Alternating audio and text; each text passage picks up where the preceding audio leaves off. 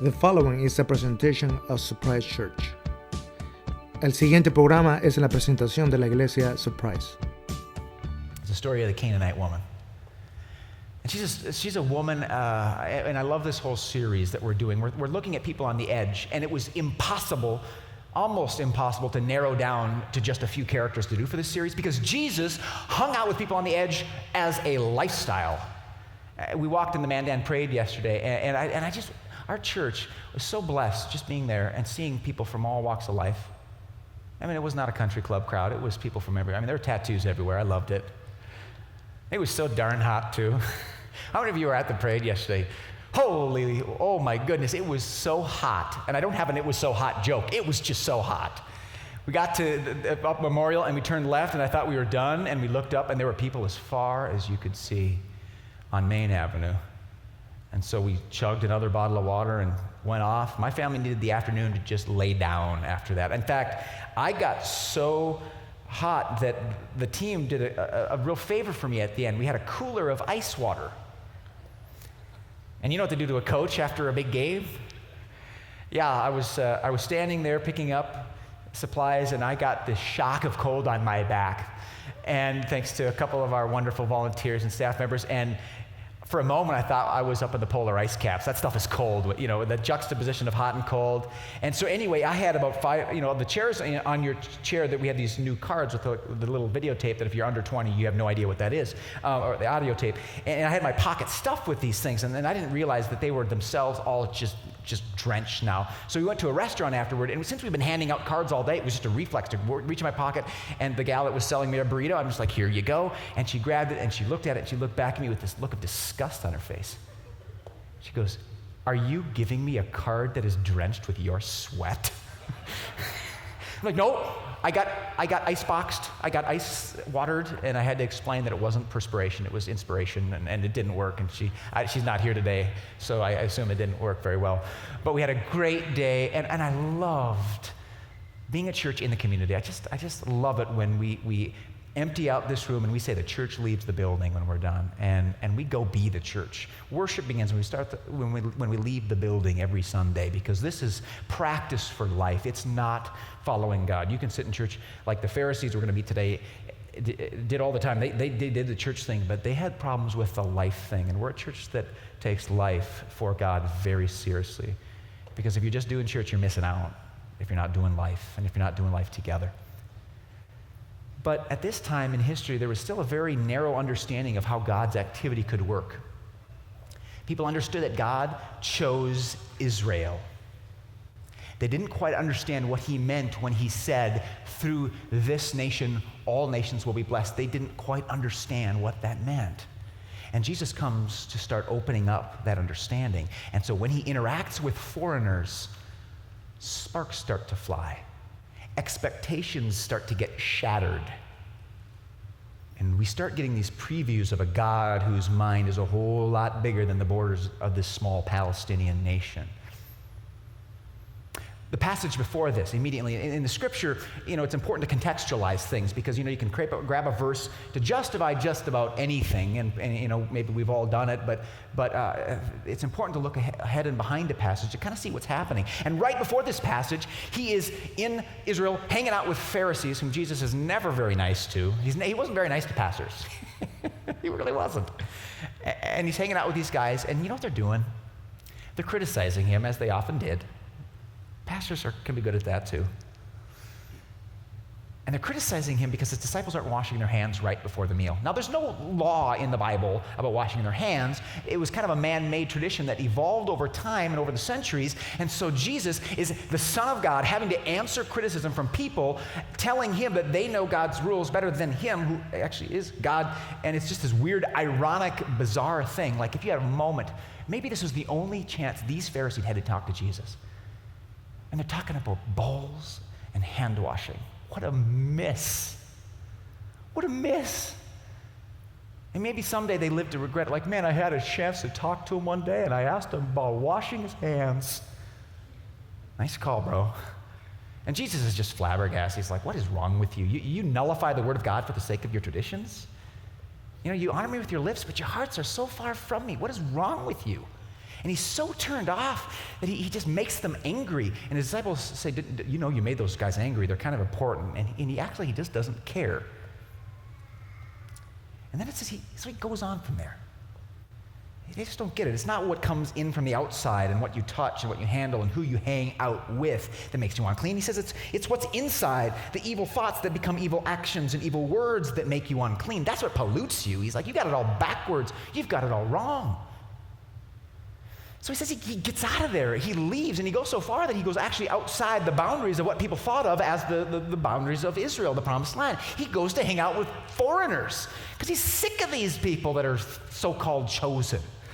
He's sick of church people. You ever feel that way?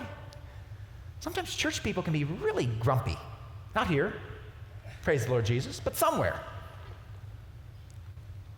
He goes and hang out with places. He's going to rub shoulders with folks that Israel's called dogs. He's going to hang out with the Canaanites. He goes to a place called Tyre and Sidon. Let's hear it. Pick it up in Matthew 15. That picture, by the way, is a hippodrome. It's still there. It's an amphitheater. It's a stadium, essentially, the remains of what's left of it.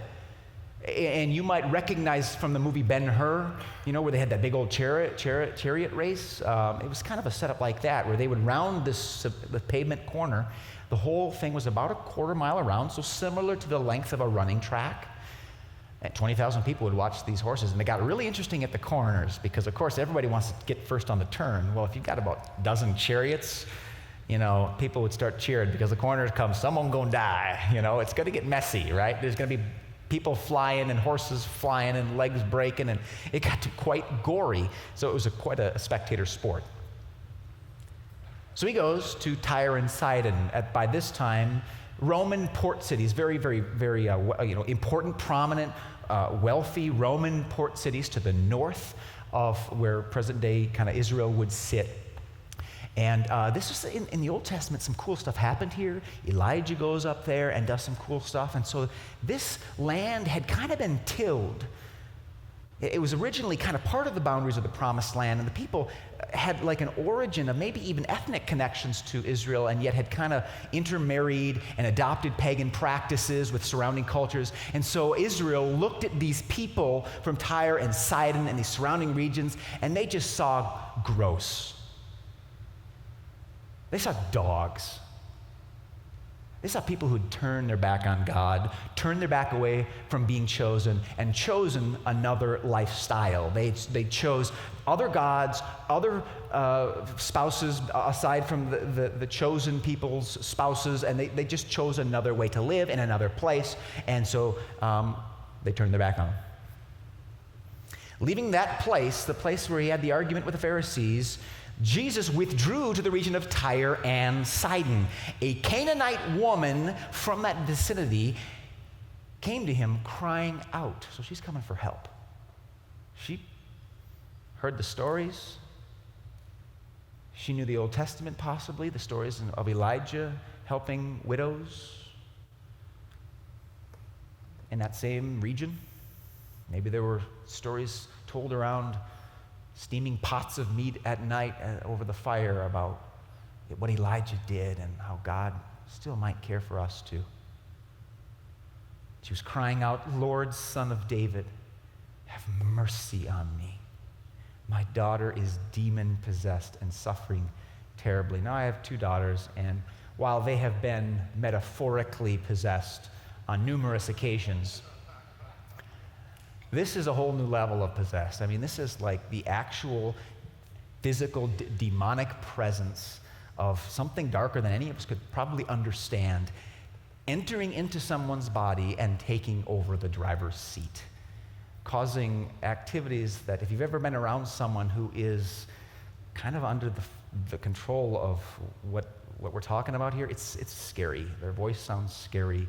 Their physical strength is off the charts, and it's not safe.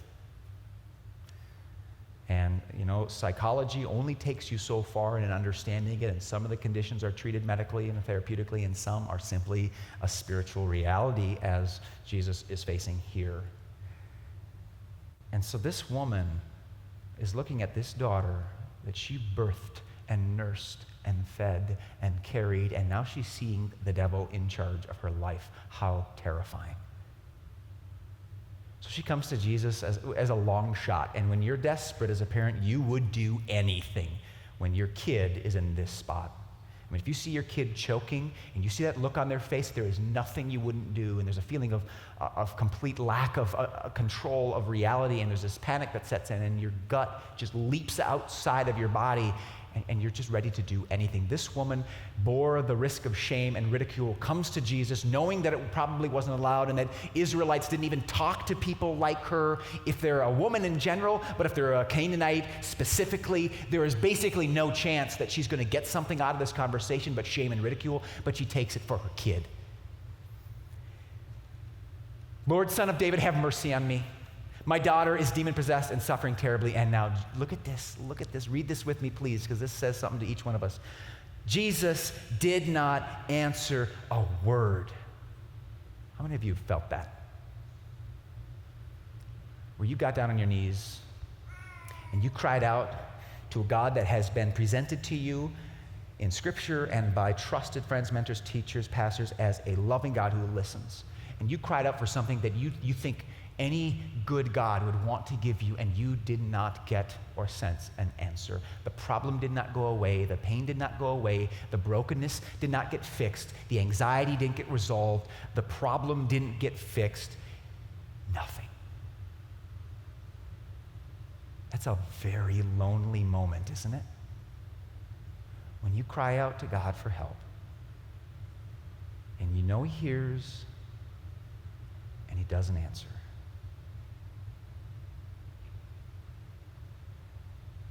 Very lonely moment. But this is a very determined woman who has something to teach me and you about persistence in prayer, about not giving up on a God who doesn't give up on us. So she hears nothing from Jesus. He just stares at her with a cold look, with a look of a mysterious distance. Have you ever gone to the website Brick New Testament? They have almost all the Bible stories in Lego form. Here was the depiction of this moment. Woman, blurred in the background, crying out to Jesus. The Lego Jesus just walking away. Seriously, check it out, man. It's awesome. Your kids will love it. This is the way to get the kids into the Bible. You love Legos, you love Jesus, bam. Question that this image challenged you and I to ask is, now what? Now what is the question that each of us must face when we have that moment when we cry out to the Lord, Lord Jesus, Son of David, have mercy on me, and we get silence. The question is, now what? What are you going to do? The test of your faith, the indicator of your faith, the litmus test for sincere faith is your now what is not to jump ship. If your now what is, God, I am on a tight schedule here, and I'm going to ask you something once, and I'm going to get it, or I'm going to turn elsewhere. I'm going to turn to some other faith, to some other chemical, to some other person, to some other way of life other than you, because you don't give me what I want when I want it, and I want it now. Your now what will determine your faith. Do you get what you want from God now and then threaten that if you don't, you're gone? Because the reality is God does not work on my time. I have given God many deadlines. Think about it. We just planted a church that didn't exist yet. There was deadlines coming up where we didn't have a worship leader. Well, that one worked out pretty well, as you can tell. We didn't have a media team a couple months ago. We didn't have a whole host of positions and reality roles, group leaders, that God suddenly says, keep praying. My time, not yours. Visit people in the hospital all the time who are there way longer than they expected, planned. Now what? You ask, you hear silence. Now what? This woman's determined. So his disciples come to Jesus and start piling on because they cue off him. You know how guys can be when they get together? We kind of for better or worse, can play off one another, and it can get to be kind of a peeing contest between guys who just kind of want to outdo each other. Yes, I said that in church, I know. Anyway, so all these guys are kind of like seeing Jesus and whatever, and all of a sudden, send her away, Jesus. I mean, they see him, he's not talking, and they like, let's just send her away. Get rid of this gal, for she keeps crying out to us. So now it's not just Jesus' silence, but it's the crowd's ridicule. Can you imagine being this woman? Coming to Jesus, hearing his silence, and then hearing the crowd mock you for coming to him. I talk to people who get mocked because they go to church, because they go to a Bible study, because they teach in Sunday school, because they chaperone mission trips. It's not always popular, and sometimes people play out their own insecurities in terms of how they support or don't support your faith. But Jesus' answer here is so harsh. Send her away, Jesus. And he actually listens to his bros. He says, I was sent only to the lost sheep of Israel. Israel, there's the name of the nation, founded through struggle. I was sent to the lost sheep of the house of Israel. And lady, you ain't it. First silence, then scorn from the crowd, and now Jesus himself puts the painful period at the end of the sentence and says, if you weren't wondering, you're on the outside.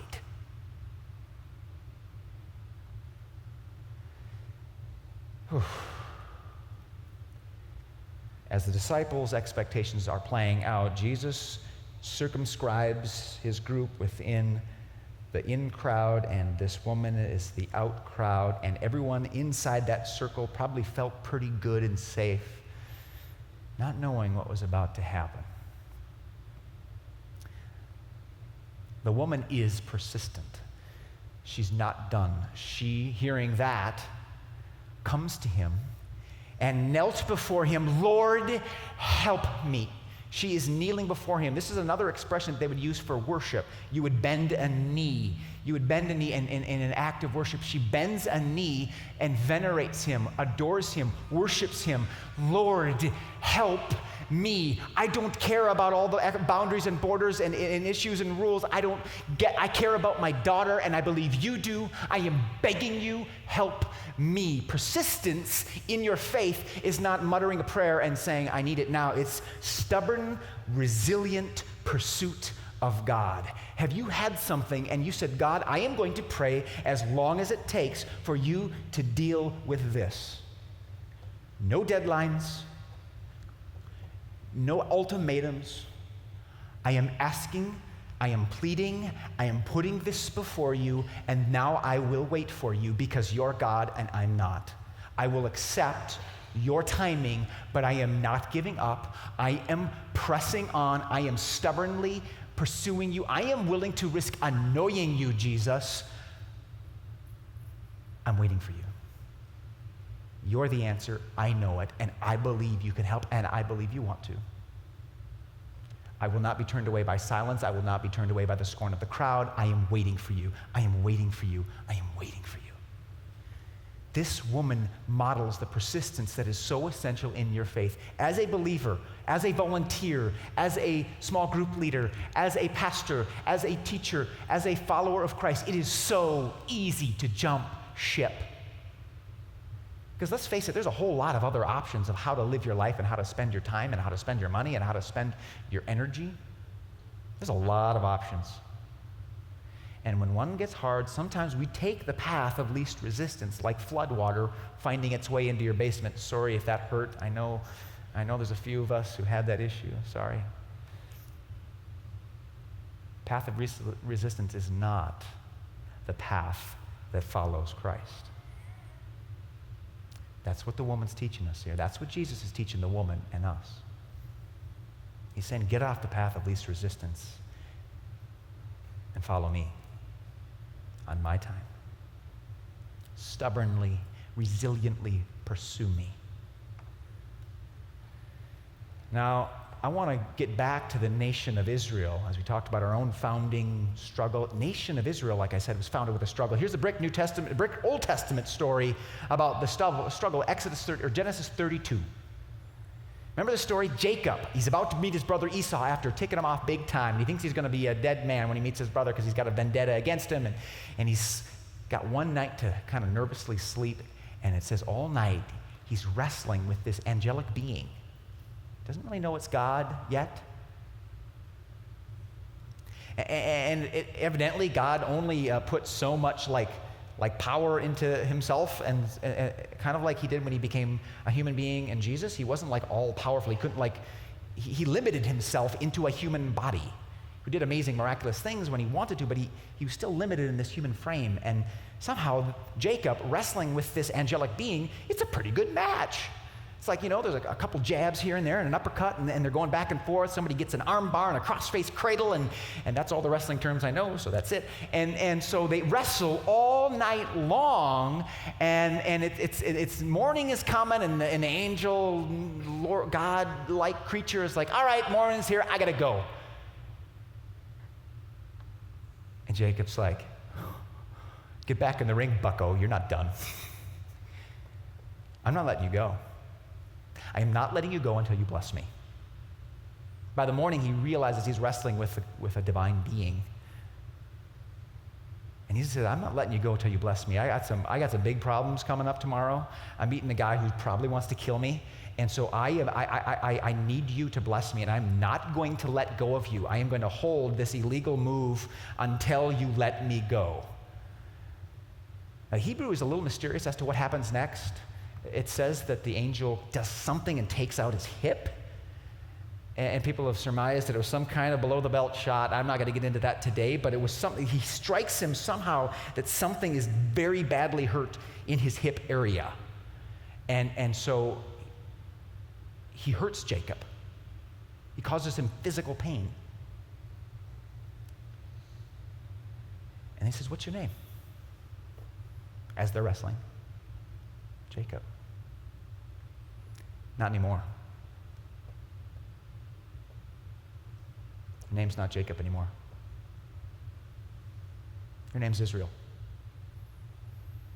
Because you've wrestled with God and man and won. You got a new name. It means wrestles with God.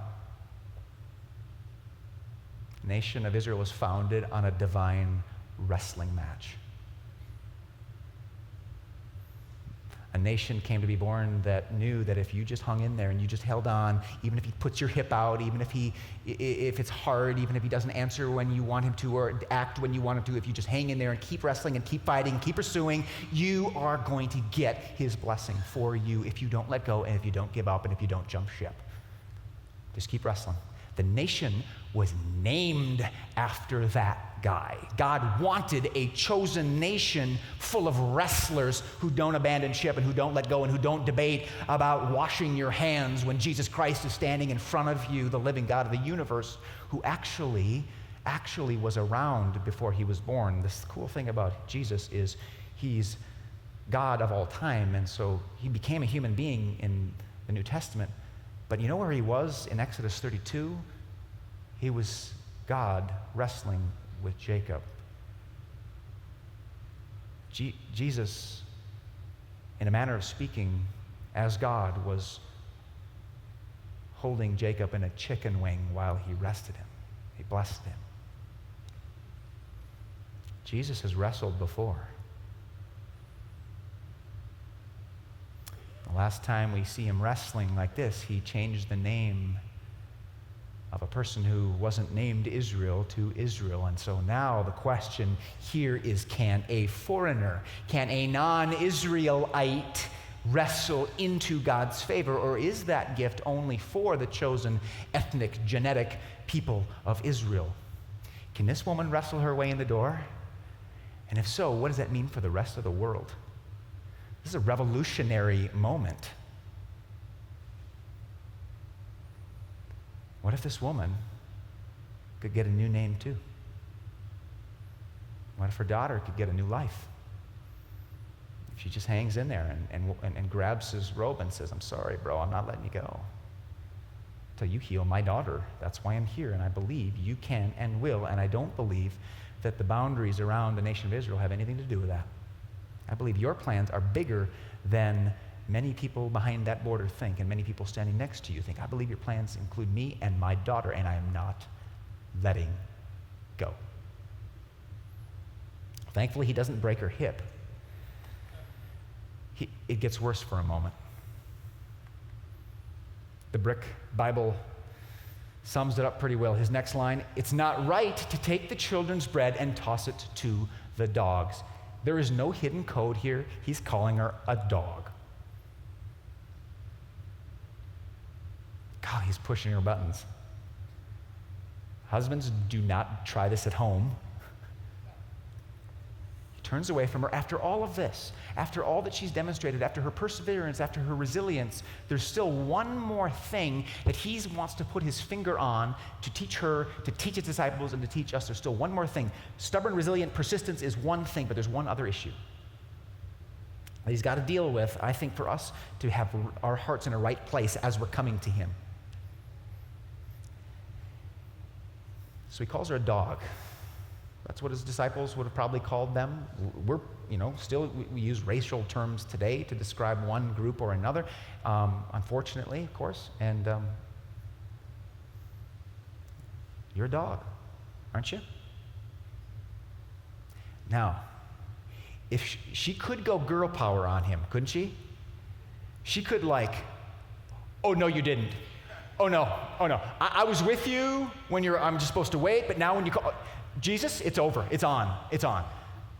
Pick up a rock, get a fistful of sand, kick some dirt on him, throw whatever you got, throw it, swear, call him names, whatever. She could go all girl power on him, right? She could, oh no, you didn't, Jesus. And that's didn't without an N or a T. Didn't. Look it up. Is she willing to accept Jesus on Jesus' terms? Or is she only willing to demand her own? We live in a culture that challenges, even commands that we decide what our identity is and then present it to the world. Whether that's physical appearance, this is who I am, whether that's gender and all the debates about gender identity today that are changing, whether that's sexual orientation, whether that's wealth, whether that's race, this is who I am. And I want to be who I am, so here you go. The problem with that thinking is it starts and ends with me and my finite definition of my personhood. It does not start with who God says I am. So I think that longing in our culture to have an established identity is a good one, and it's God-given, except that because of sin, it starts in the wrong place. It starts with me and ends with me. It doesn't start with Jesus and end with Jesus. This woman is being asked by Jesus, are you willing to accept me on my terms? And so if I just say, you're a dog, are you willing to still hang in there? And her answer, I believe, is like the first shot in the American Revolution. Look at her answer. Yes, Lord. It's not right to throw the bread to the dogs, but even the dogs eat crumbs that fall from their master's table. We get a dog today. Come on in, Kathy. Please welcome Kathy and her wonderful dog.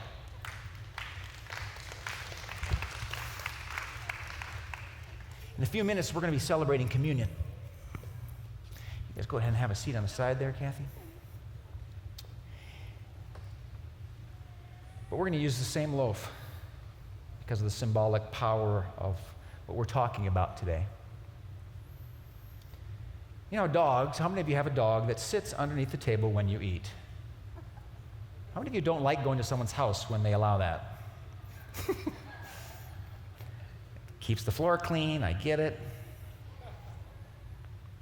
Jesus says it's not right to throw the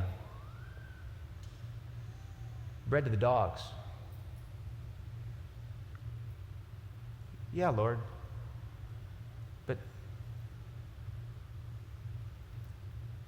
the dogs eat the crumbs that fall from the table. And look, do you want to put him on the corner here? It's a pretty dog. Kathy, you want to put him right here? Just so we can see him a little closer, like right on the corner of the table, at the stage. Yeah, put him up here.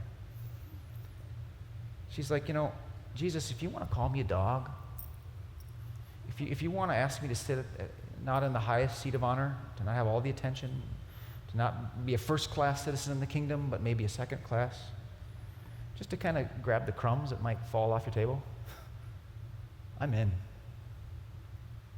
I'm totally in. I just want to be with you. I just want you to help my daughter. Thinking of verses like, I'd rather be a doorkeeper in the house of my God than dwell in the tents of the wicked. Thinking of Psalms saying that it's better is one day in your courts, not even in your house, but in your courts, than 1,000 days elsewhere. She's thinking biblically. This pagan Canaanite dog is thinking biblically. It's better to have a moment next to God's foot at his table, soaking up his goodness, and maybe grabbing the crumbs, than it is to have a seat of authority without him. You guys say thank you to Kathy for bringing her dog in. You'll have a chance to pet him after communion today if you want. I'm going to keep this loaf in front of me for a moment. This woman does not demand God on her terms. She settles for his. She submits to his. In other words, she demonstrates humble submission. Master, she says, I'd gladly be an unworthy dog eating the breadcrumbs that fall from your table. She models humble submission. Persistence is great, but she also says, I'm willing to start and end with your logic and your definition of who I am, Jesus. So the question for us is, do I demand God on my terms, or do I humbly submit to his? Do I demand God defines me, treats me, answers me, obeys me as I would like him to? Do I demand to have a personhood and identity and a lifestyle or a whatever that really fits my definition for what I think life should be and is? Or do I turn to him and say, it's you?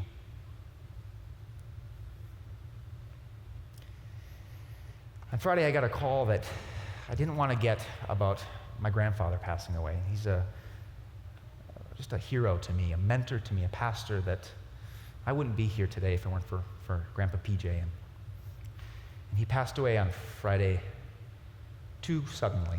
And so when someone you love passes away, all these stories come floating back in your heads about just the things they said to you that you don't want to forget. And one of the things he said to me that I will never forget, and there were probably 1,000 at least. He was talking about fighting in the war, World War II. One of our heroic veterans, Purple Heart, fought in the South Pacific aboard a battleship. I'm not exactly sure what his job was on the ship, but it stuck with him for the rest of his life. A lot of the flashbacks and a lot of the stress disorder that comes with being a veteran, he dealt with pretty severely.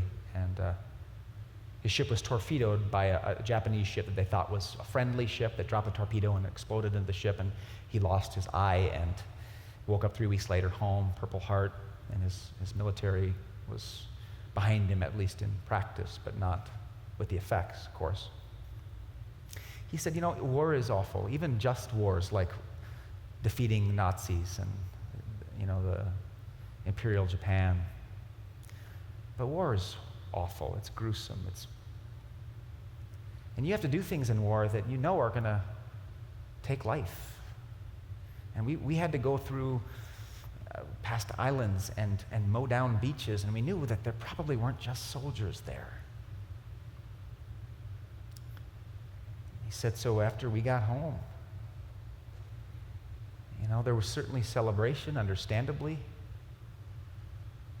but he said, I felt guilt. Just war, yes, but I felt guilt for being a part of a chapter of our world's history in which there was so much blood. And even being a part of that bloodshed, I just felt covered with guilt. And he said, and when I got back, In the decades following, I saw so many people coming to the church and demanding things of the church, of society, of God. He said, I crawled on my hands and knees back to the church just to have a seat at the table, or maybe even on the floor next to his table. I was just so honored that I could come back and serve a God, become a pastor, and preside over the sharing of the gospel, and that God would have mercy on me and accept me back after what I was a part of.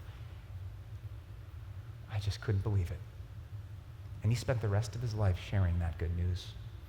What a God who is so good and so merciful that it's simply pathetic to demand your terms and your timing when he's offering you his. Do you practice humble submission? Do you demand that God accept you who you are for who you think you are and what you want to be? Athlete, smart student, gifted entrepreneur, whatever. Do you demand that God accept you on your terms? Or do you say, just throw me a crumb. Tell me where to sit. This is your deal. A friend of mine was a missionary to Southeast Asia, where it's very dangerous to be a Christian. And he went through missionary training, and you know what he said? They didn't train us as much how to share Jesus, which you'd think would be helpful. He said, they didn't train us that much on even how to survive in a foreign culture and how to find food and a job or whatever. They didn't train us that much on how to fundraise. He said, they didn't train us that much on how to speak the local dialect. They didn't train us that much on what clothes to wear. They didn't even train us that much on how to not get sick on the local cuisines. They didn't train us that much on a lot of those things. Do you know what they trained us on?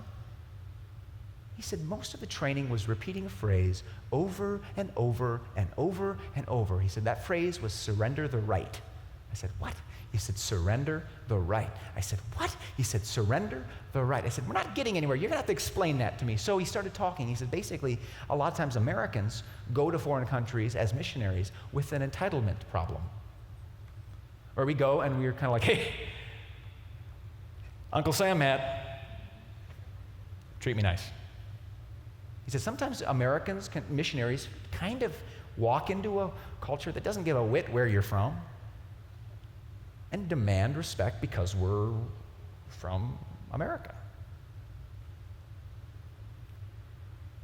He said, and when you come into a context of like this, where you get slapped in the face before you'll get listened to, where you're going to sleep on a rock most nights, where you're not going to have food for periods of days, if not weeks, entitlement don't fly. You have to surrender your rights to anything to serve this God. You don't demand. You accept that beautiful seat wherever he gives you, that place to sit and absorb the crumbs that gloriously come from his table for you. And you say, thank you. Do I humbly submit to God or not?